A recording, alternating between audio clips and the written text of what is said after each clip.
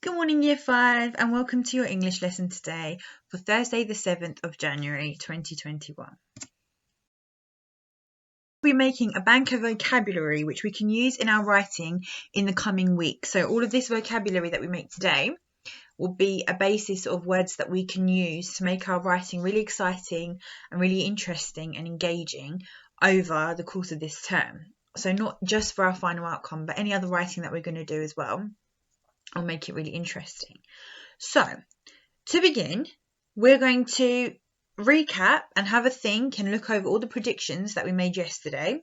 And we're going to think about where the story is set, which country it's set in, which city it's set in, who is the main character, and what do you think the theme of the core text is, the main theme. So these are things that we would have discussed yesterday in our Zoom.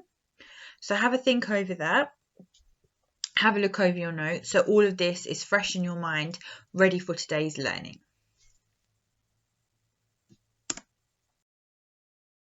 Okay, so here we have some pictures, and these are all pictures that were taken in Afghanistan, which is where our story is set, in Kabul.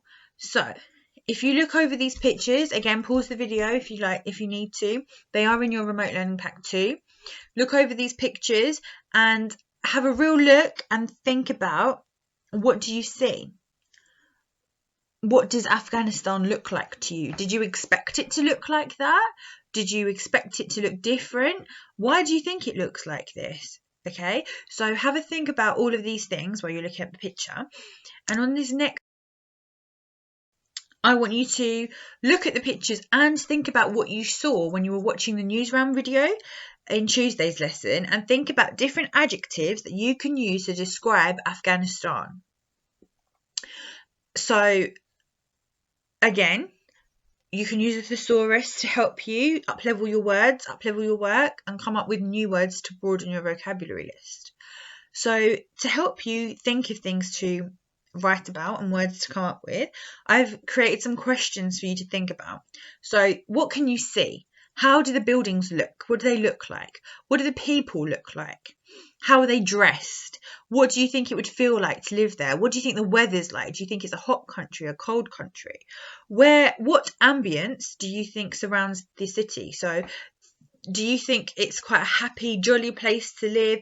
Do you think it's quite lonely? Do you think it's quite scary to live there? What do you think it's like living there? And how do you think the people feel about their city? And how do you think the people feel living there? And if you were a child living there, how do you think you would feel? And why? So all of these questions will help you to make words to put into your vocabulary list and bank. So again, you can pause it here and think about those things.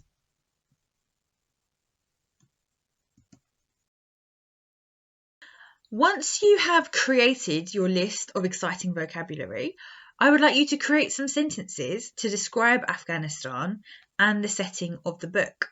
So remember, everything that we've taught, we have learned in class before Christmas.